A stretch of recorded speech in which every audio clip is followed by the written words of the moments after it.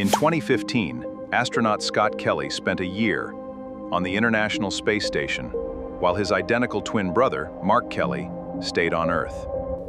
When Scott came home, 7% of his gene expression had not gone back to normal. This is what a year in space actually does to the human body.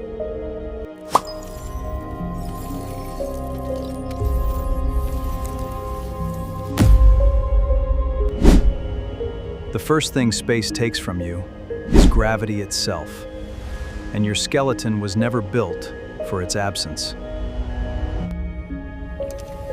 Astronauts lose 1 to 1.5% of bone density every month they're in orbit.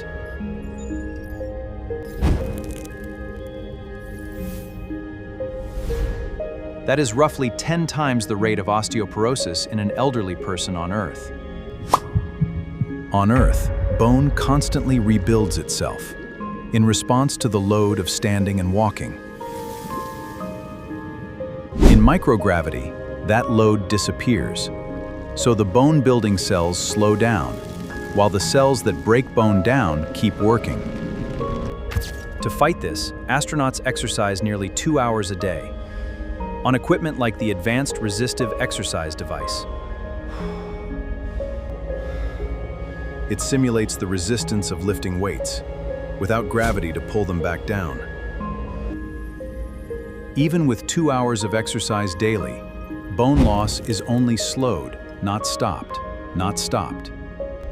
Muscle tells a similar story, especially in the legs and the muscles that keep us upright. Without countermeasures, astronauts can lose 20% of muscle mass in as little as 5 to 11 days. That's why astronauts returning from long missions often can't stand unassisted for the first hours back on Earth. Bone loss has a second consequence. The calcium leaching out has to go somewhere. Astronauts face an elevated risk of kidney stones, caused by that extra calcium moving through the bloodstream. Even the spine changes shape. Astronauts can grow up to 2 inches taller in orbit, as the vertebrae expand without gravity compressing them. That growth isn't painless. Many astronauts report significant back pain in the first weeks of a mission. Within days of landing, gravity compresses the spine back, and that pain often returns. Full bone recovery after a long mission can take years. And for some astronauts, bone density never fully returns, and bone is only the beginning of what changes. Perhaps the strangest change happens somewhere. NASA didn't expect it all: the eyes.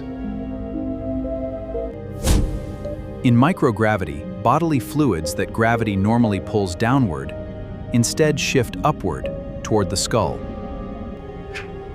That fluid shift raises pressure inside the skull, and that pressure pushes on the back of the eye. Over months, the back of the eyeball can physically flatten, and the optic nerve can swell. NASA calls this condition SAN-S, Spaceflight-Associated Neuroocular Syndrome. It's one of the top unsolved problems in NASA's human research program. And this is exactly the kind of problem that becomes disqualifying for a mission to Mars. Some astronauts return from long missions with a permanently changed eyeglass prescription. But before we get to puffy faces and chicken legs, there's something happening at a much smaller scale, inside the DNA itself. And that fluid shift shows up on the outside too, in ways astronauts have joked about for decades. It's part of a broader pattern. In space, the fluids in your body simply stop behaving the way they do on Earth. One theory points to individual differences in how each person's body handles that upward fluid shift. Researchers still don't fully understand why some astronauts develop severe SANS, and others barely show symptoms at all. You can't send someone on a 3-year round trip if their eyesight keeps degrading the entire way there. On Earth, we live inside a shield most people never think about. The magnetosphere. It deflects the majority of cosmic radiation before it ever reaches us. The International Space Station orbits low enough to still benefit from most of that protection. A mission to Mars would not be so lucky. Astronauts would spend years fully exposed to deep space radiation. That radiation causes real, measurable damage, including breaks in both strands of the DNA helix. Researchers have documented chromosomal inversions in astronauts' blood cells after long missions. Which brings us back to twins brother astronauts, NASA's most detailed human experiment of its kind. For a year, researchers compared blood, DNA, and cognition between the twin in orbit and the twin on Earth. One of the strangest findings involved telomeres, the protective caps on the ends of chromosomes. Scott's telomeres actually got longer in space. This is the opposite of what chronic stress usually does to the body. Then, within 48 hours of returning to Earth, they shortened rapidly. Nearly a third of his gene expression changed while in orbit, genes tied to immune function, bone formation, and DNA repair.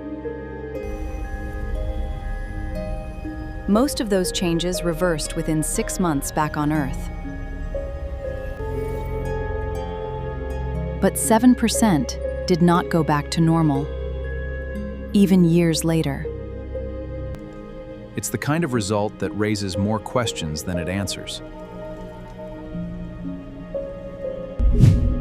In deep space, astronauts would face 2 distinct radiation threats: galactic cosmic rays and solar particle events. A single powerful solar storm during a Mars transit could deliver a dangerous radiation dose in a matter of hours. Mission designers are already planning shielded compartments, essentially storm shelters, for exactly this scenario. But shielding adds enormous weight. And weight is the single most expensive constraint in spaceflight. We genuinely don't know what 3 years' worth of that ration does to a human body. Because no one has done it yet.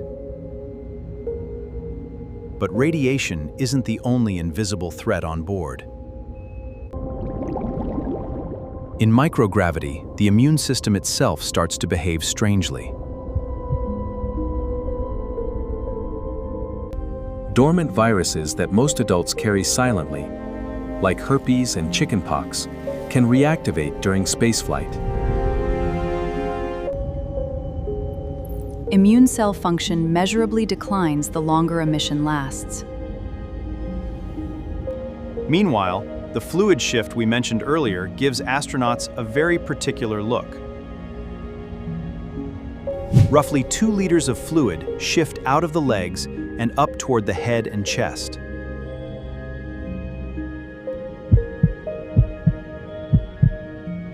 The heart adapts too, and not necessarily for the better.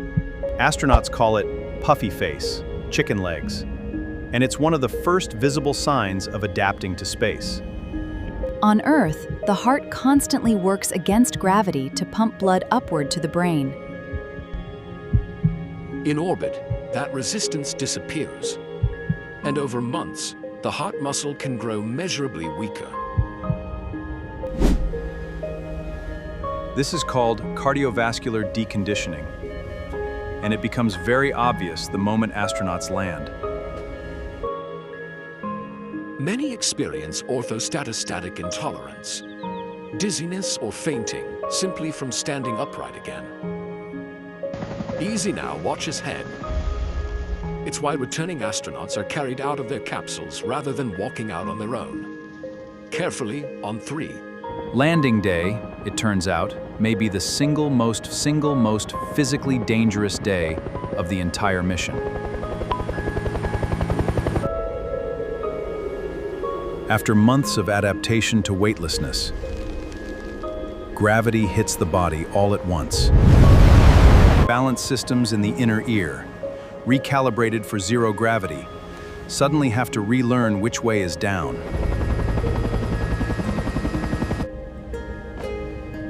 Many astronauts describe the ground itself feeling like it's tilting beneath them for days. Full physical rehabilitation after a long-duration mission typically takes months. You're doing a great job. Keep pushing. Bone density alone can take 1 to 3 years to return to pre-flight levels, if it returns at all. Some effects on vision and the optic nerve linger for years, still being tracked by researchers. And some changes, like that 7% of altered gene expression, may never fully reverse at all. A year in space doesn't end when the capsule lands.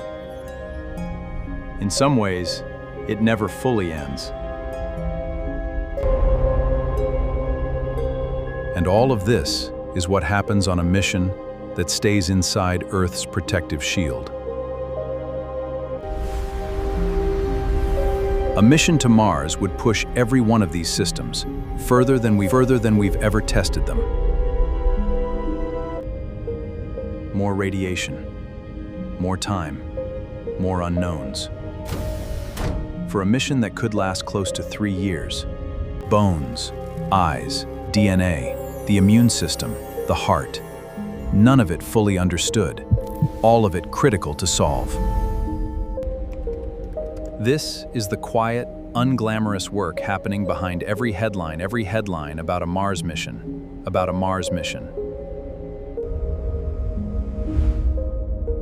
None of this shows up in the mission patch photos or the launch day broadcasts.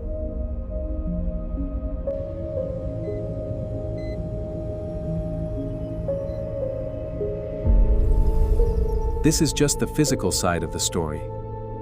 Next time, we go inside the astronaut's mind. What months of isolation and confinement actually do to it? And we ask the question NASA barely answers on the record. What happens to human reproduction in space?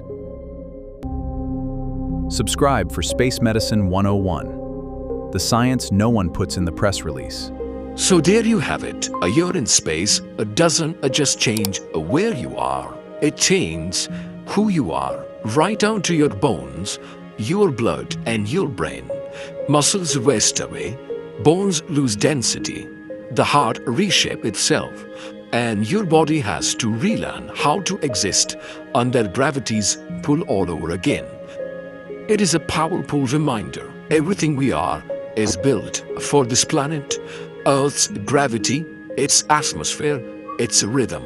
It is written into our biology at a cellular level. And as humanity looks towards Mars and beyond, understanding these changes isn't just science fiction curiosity, it is survival.